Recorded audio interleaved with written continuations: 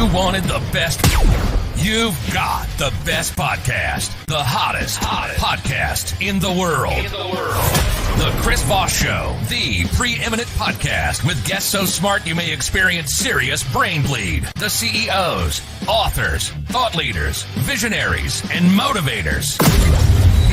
Get ready. Strap yourself in. Keep your hands, arms, and legs inside the vehicle at all times, because you're about to go on a monster education roller coaster with your brain.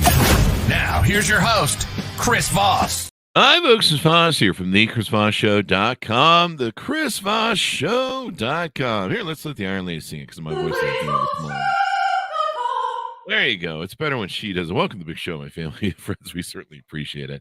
As always, you're bringing the most smartest people, the Pulitzer Prize winners, the CEOs, the billionaires, the White House advisors, the government officers, all the cool people who have these really interesting stories that they bring and share, and these spinsters of tales. Spinsters of Tales. I'm trying to sound educated this morning, but they bring us their great novels and all the stuff that can just change your world with the stories they tell and entertain us as well. We have another amazing author on the show. This is her debut novel. It's called Radiant Heat. It came out or comes out January 23rd. 2024.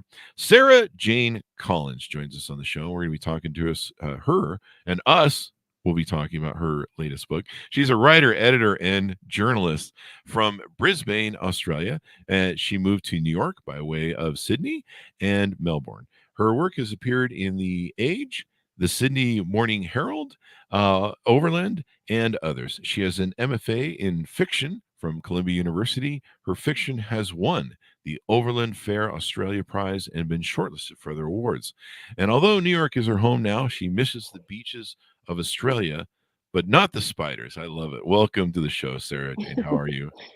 I'm good, thank you. How are you? I am excellent. We're just getting rolling here on the Monday morning of the thing over here. So give us the .coms. Where can people find you on the interwebs? Okay, I'm on Instagram primarily, Sarah Jane Marie, and I'm on X, I guess it's called now, not Twitter. Same handle, and yeah, Facebook, all those places. So Right. That's where I am. There you go. So it's billed as After the Fire, the Reckoning Begins, Radiant Heat. Give us a 30,000 overview, if you would, please, of the book. Sure. So Radiant Heat is the story of a woman who narrowly survives a very severe bushfire, or as you would call them in America, a wildfire. And then she finds a dead woman in a car in her driveway who she's never met before. But the woman has her name and address on a piece of paper, and she doesn't know why she's there. And this kind of leads her down a rabbit hole of chasing her own past, but also the reason for this woman to be at her house at that point in time. And I'd just like to point out right now that it was not me that did that. I just want to make sure everyone's clear on that. It's a novel. Come on. So this is pretty interesting. Now, this is your first debut novel. Congratulations. Yeah. These are always fun. And what kind of led you to write about this sort of topic? I mean, no, bushfires are big in Australia. What was it that tripped you on to this plot? So I was a journalist in Melbourne for 5 years and in Sydney for 5 years as well. But while I was working in Melbourne, there was a very severe bushfire called the Black Saturday bushfire that killed 173 people in 2009. And that fire was kind of unprecedented. There'd never been a catastrophe like that in Australia before. There's been other fires since that have been very devastating, but not quite as much life has been lost. And so as a journalist, I covered a lot of the recovery after that fire and spoke to a lot of people that had lived through it, and kind of saw the community rebuilding firsthand.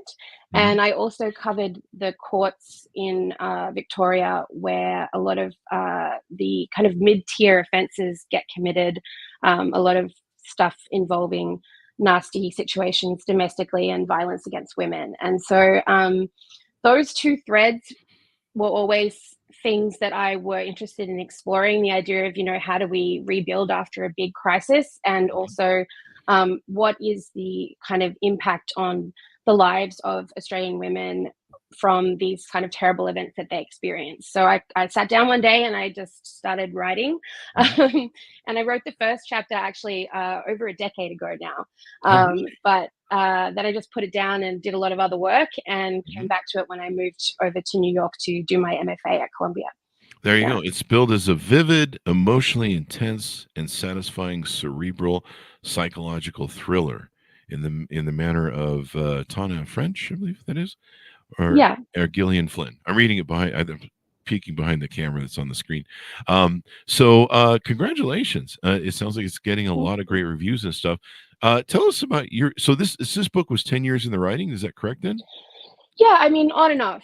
So I think I wrote the first chapter, and the first chapter is largely the same, which is surprising to me because, you would think you would go through a lot of edits and different iterations. And I did actually do that, but I came back to that first chapter almost exactly as it was. But then I didn't write anything for a while, and then I kind of wrote it in a big chunk for 2 years between 2016 and 2018, and then, edits and revisions for a couple of years after that. The publishing industry is a very slow moving beast. It doesn't get things out into the world particularly quickly. So, I mean, sometimes we get books that are nonfiction, about a story or something. And then it's kind of interesting how, even if when it's delayed a year and a half, sometimes by publishers, because, they do their thing, it'll still be relevant when it comes out, like sometimes more relevant. And you're just like, hey, did you plan this way? Yeah. We had somebody on a politic book recently that we're like, hey, did you plan on knowing what was going on here? Because you sure nailed it on that book. But so give us a little bit more about your background. What inspired you to want to be a writer? You've obviously done a lot of writing outside the book. What got you into that field? How did you grow up? What shaped you? Yeah, I mean, I grew up in Brisbane, which is Australia's third largest city, I guess. It's sort of, I when I'm trying to explain Australia to Americans, I often say that Queensland, which is the state that Brisbane is in, is like the Florida of Australia. So I guess, I guess that would make Brisbane like Miami or something, but I've not been to Miami, so I can't say. Is that kind of a reference of like the Florida man, Florida woman sort of headlines? I mean, there's definitely a little bit of that vibe in Queensland. I'm not gonna lie. A little bit of bath salts, face. Yeah, there's crocodiles and tropical weather and all of that sort of stuff. So anyway, not to be stereotyping my home state or the state of Florida, but yeah, that's kind of my comparison for Americans. Anyway, so I grew up there, and my father is very passionate about theatre, and so we saw a lot of theatre growing up, and he actually directed a lot of amateur theatre. And so I guess storytelling and stories were very, very important in my family as a child. My mom is a huge reader. We had like 1,000 books in our upstairs living room. My brother just would spend all day, every day reading books. And so that was sort of how I visited the rest of the world from my little bedroom in Brisbane. And I just always loved to write from as soon as I knew how to do it. I was obsessed with writing things, and I would always write letters instead of having conversations. And when I was a kid, I decided that being a novelist wasn't a very financially smart career path. So I thought, you know what, I'll be a newspaper journalist. That's like a really guaranteed money kind of job. This is like, the 1980s. And and then I went to university and I got a job on a newspaper, and 3 months into working at that newspaper, they had their first big round of redundancies because it was 2007, and this is when all the newspapers started, cutting staff. So I just I started my newspaper career at exactly the wrong time to start a newspaper career. And I did that for a while, and I guess I just always couldn't put down the idea of writing a book. So here we are. What a great way to grow up. Stories, I always say on the show, stories are the owner's manual to life, and it's how we learn, whether it's fiction or nonfiction, or we love the labyrinth texture of stories and what they tell us, and how we view the world, and how we view ourselves, and how we view people. Boy, I'm really being pontificating, all right, on this riff. But I tell young people, I'm like, be a story collector. Go through life and collect stories, and because that's how we learn. Yeah. Television. It didn't occur to me. I was a real idiot, and I still am actually. I think we all know that. The audience is like, he's an idiot. But I didn't. It just never struck me till I was 50 that I'd been a story collector. I'd been a griot collecting stories all my life, and how important it was all about stories. Never occurred to me that film and books and TV and all the stuff we consume are stories. It's the fabric of life, and it just never really. I just really had that epiphany, like, holy shit, it's all stories. Well, you got there eventually, and that's what matters. That's true. That's true. I finally came around. That's usually how it works. We live with my grandmother as well, and she loved to just tell a story. Like she really? would just tell a story about my aunts and my great aunts and uncle, or my mom growing up, or anything like that, and she would just go on and on in a very entertaining way. But so I had that oral storytelling happening as well. And my mom is a photographer, so she was a very visual storyteller, but she taught us how to tell a visual story as well. So yeah, I mean, I guess we're a very creative family, and I feel very lucky to have had those experiences as a kid, because other kids maybe were spending a lot more time playing sport, and I just got to be in other whole worlds, reading books and having fun times watching my dad rehearse plays and in the dark room with my mother. So, it was great. They say that maybe the thing that saves us humans from the new species we've created of AI is our ability to create and our ability to tell stories, and that maybe that will be our edge that the AI will keep us around for. So we'll keep my fingers crossed on that. So a lot of your research for the book came from your newspaper journalism and stuff then. Yeah. Actually, like most of it came from experiences that I had as a newspaper journalist. And then I did, some extra reading and talked to some people that I had worked with who had actually, been in bushfire conditions as the Black Saturday fires were receding. And also just reading some of the firsthand accounts of my colleagues who had who lived, because the fires were very close to Melbourne. And I actually had a colleague at another newspaper who I was working the courts around with. His family home was destroyed, and he very narrowly survived. So there was a lot of, I guess, primary sources that I could draw on to get that texture that I think is really important when you write something like this, to kind of make people be able to feel that they're there. Yeah. There you go. And the boots on the ground sort of knowledge. Yeah. And one of the first things I learned when I was a cadet journalist is they got the Country Fire Association came in to do fire safety training with us. Oh, really? And it was designed because Australia has bushfires pretty regularly, and particularly in Victoria. And so it was designed so that if a bushfire happened, we could be sent out to cover it, and they would know that we'd behave safely. Yeah. And one of the first things that the firefighters told us was about the radiant heat, and how radiant heat is actually one of the most dangerous things in a bushfire. Which I'd never heard of before, but it gets so hot that it doesn't matter how you take shelter or where you take shelter, it'll just kill you. So, which is obviously very bleak, but also very interesting, I think. So I think we have that in Las Vegas during the summers. There's 3 months of the radiant heat. So if you go outside, you turn to ash. I've never been to Vegas. I'll have to go, but I'll avoid those times. Don't go in the summer. Yeah. It's a dry heat. That's what they always say. But no, radiant heat. Wow, that's pretty amazing. So note to self, stay out of the radiant heat anytime you're in Australia. And just eat all the... Stay away from bushfires generally. They're not good. If you're feeling safe, eat Tim Tams. Those are the best things to eat in Australia. At least I think so. There's probably a lot of other things there too. You should ask someone to send you some caramello koalas. Caramello koalas?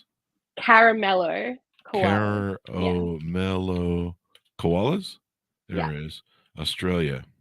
Now, these aren't the ones that have chlamydia, right? No, they're safe. They're safe. I don't know how you guys got a bunch of koalas that got that. I just thought that was the funniest thing I heard. I mean, it's actually very common in the koala population, believe it or not.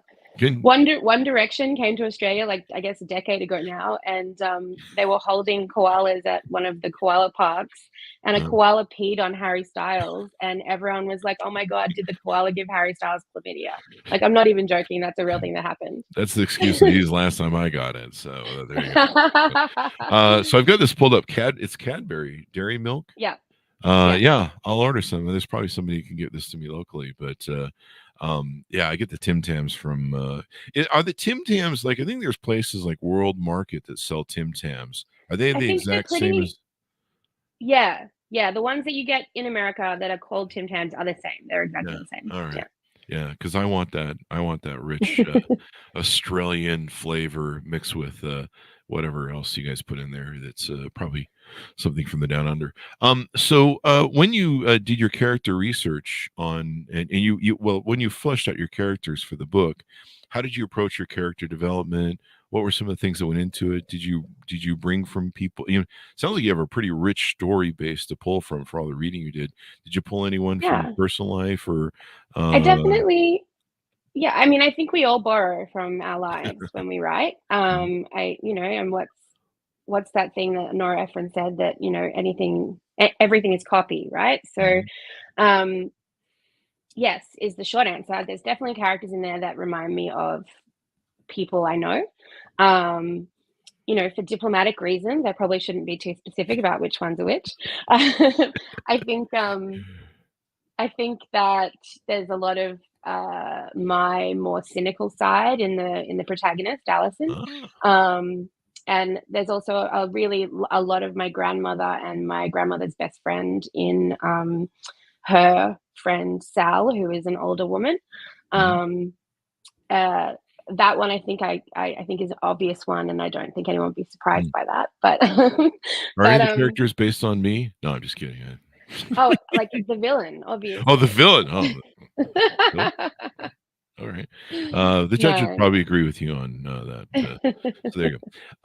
What was your writing routine? I mean, obviously you took 10 years to do this. Did you somewhere you had to start ramping this and start getting really serious? I mean, when I was at Columbia doing my MFA, that's a really rigorous program, and you have to turn in a lot of work. And so I was turning in short stories, but I was trying to turn in a chunk of this every semester as well. And then in my final semester, I only turned in the book for workshops. But I guess my routine when I really got into writing it was there's a little bar around the corner from the place I used to live in Greenpoint that I used to go to like 3 times a week with my laptop and just sit there and type for 4 hours until I'd written as many words as I thought I needed to write that day. And then I would put the laptop away and play some pool. Yeah.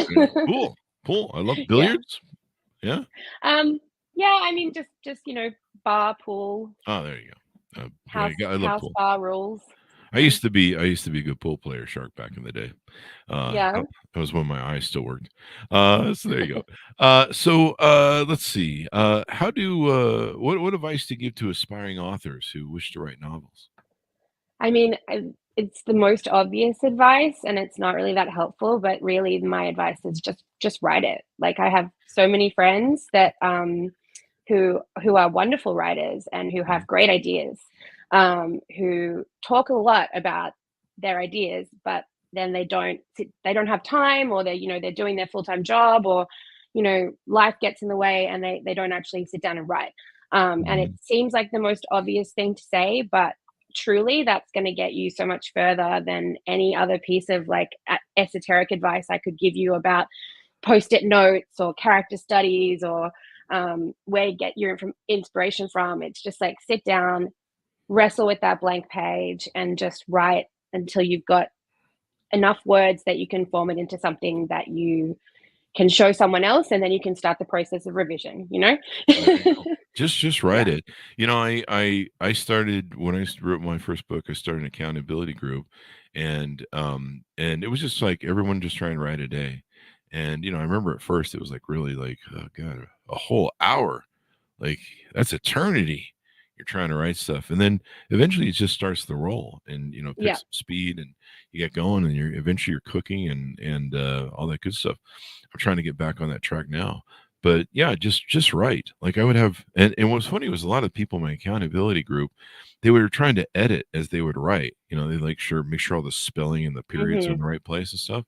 And I was like, dude, you guys are just really slowing yourself. Just write the damn thing, because that thing's going to go through 50 edits. Yeah. By the time you're done, like, don't worry about where the commas are. Just get it done. And so I was the only one who survived the book accountability group. So I think that was one of the things that I did what you said. Just write, and I would just Yeah. I called it puking on the page, which is a scientific term, but I would just write, and sometimes it was really awful. Well, most times it was. That's what the editor said when he threw out half the book. But we got there. So there you go. Now, one of the mean things that they do to you as a new author is, as soon as the day comes when the book drops, they have one question for you. What do you got next? And you're just like, I just poured my soul into this damn thing. What do you want from me, people? Any future new projects you're working on? Yeah, I have started working on the next thing, what I hope will be the next thing, which I'm excited about. Mhm. It's going to be set in New York, which is obviously different for me because this one is set in Australia. But I live here now, and I think the way that I write, I'm very interested in detail, like visceral detail, and I think that I'm better at observing a place where I am than imagining a place where I'm not, if that makes sense. There you go. Well, New York is a Um, fabric that there's a lot to take from, man. yeah, yeah. So it's kind of like this project is sort of in part inspired by everyone's journey through hell that was COVID, the Yeah. lockdown, Mhm. and sort of how that made everyone a little bit crazy. Mhm. And In New York? and No take way. yeah, well, not just in I think New that kind of York and happened everywhere, didn't it? people crazy in New York? No way. I've seen the People subway. crazy in New York. Yeah, I know this is very shocking, groundbreaking Been on the even. subway. But so yeah, it takes that sort of that hothouse feverish kind of Mhm. feeling, and then adds in some murders, and Ah. yeah, but it's going to Hmm. be fun. It's going to Yeah. be a bit more fun than this book, I think, but it's still going Yeah. to be messy and dark and all of those kind of things that I think are good. There you go. Well, that And people love that interesting. suspense, right? Yeah. Yeah. So, and When I was 10, my dad gave me a copy of Patricia Cornwell's first book. I think it's called Postmortem. oh, And he said, I think you'd really like this. And I took it to school, and my teacher said, do your parents know that you're reading this book? And I said, oh, my dad gave it to me. He said I'd really like it. now we know who hurt you. There you So go. yeah, so I mean, I've loved the thrillers and the crime reads Uh-huh. my whole life, and so yeah, I'll probably still stick a little bit in that lane, but slightly different to this one. Yeah. Now, in your bio, you mentioned you do not like the Australian spiders. Have you thought about writing a thriller based on those? No, because then I would have to think too much about the Ah, spiders. that's true. They are truly horrendous. You'd have dreams probably, or nightmares of the Yeah, spiders yeah, because you'd be exactly. focusing on them too much. Yeah, I I see it. That's a still good idea. to this day, I still close my eyes whenever that horrible giant spider in Lord of the Rings comes out of its cave. I've never actually seen it. I'm like, I can't. No, thank you. I've seen pictures of the real Australian spiders, and yeah, I just burn everything down if it came in my house. Let me lie Well, down, fire, and move.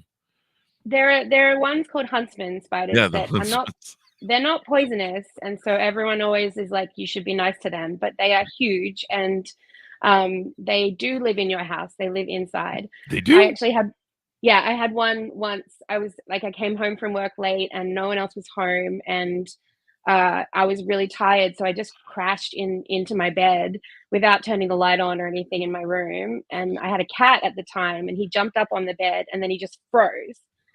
and was staring at the wall behind me. And I went, what are you looking at? What are you, please be looking at a moth. Like, please be looking at something very innocuous. And so like I turn around, I turn the light on, and there is a huntsman spider the size of my hand on the wall directly behind the bed. I was Wow. like, okay, I'm sleeping on the couch tonight, and then we're burning the house down. Yeah. Yeah. So they're not venomous, but you can get a nausea and headache sometimes, I guess. Yeah, I mean, I don't think anyone, I've never known anyone to be sick from a huntsman. And I also know people that like encourage them into their homes because they don't have a phobia of spiders, and they like that they eat mosquitoes and other things. But no, thank you. Yeah, that's I agree with you. I'm on the same page. Hey, I got an idea for you for a book in New York. For some reason in TikTok I picked these up. I think there's a channel that's doing it, and it's like the Rats of New York, and they have these videos of like rats fighting over food and pizza. Remember the pizza rat? Yeah, Pizza Rat. Yeah. So it's kind of like based on that, and so it's just videos of all these rats in the like the subway and stuff running around, and they're fighting over food, and it's just kind of like, and like how oblivious people are to it. They're just like, it's a bunch of rats fighting over pizza, whatever. It's true. There are so many rats in the subway that you just kind of, you're like, oh, there's one of my friends just hanging out, Yeah, they have names. So Sarah, anything more you want to tease out or pitch on the book as we go out?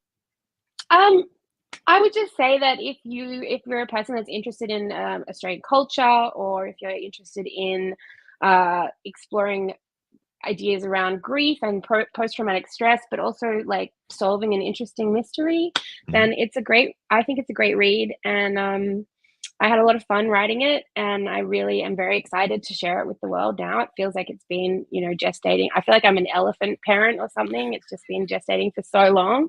But yeah, I really hope that people read it and that they enjoy it and they take something meaningful from it, because that's the whole point of this kind of exchange, really, isn't it? There you go. Well, very exciting. Congratulations on getting your first Thank book you. out there. There you go. I'm sure you're going to have a lot of fun with it. And give us the .coms wherever you want people to get to know you on the interwebs. So just Sarah Jane Marie, which is spelled Maree. And that's my Instagram, that's my X handle, and that's my Facebook as well. So that's where I am. Order it up, folks, wherever fine books are sold. Radiant Heat, January 23rd, 2024. Sarah Jane Collins, and watch for her future stuffs that she works on. Thanks so much for tuning in. Go to goodreads.com/Chris Voss, linkedin.com/Chris Voss, Chris Voss 1 on the Tickety Talkety, and Chris Voss Facebook.com. Thanks for tuning in. Be good to each other. Stay safe, and we'll see you.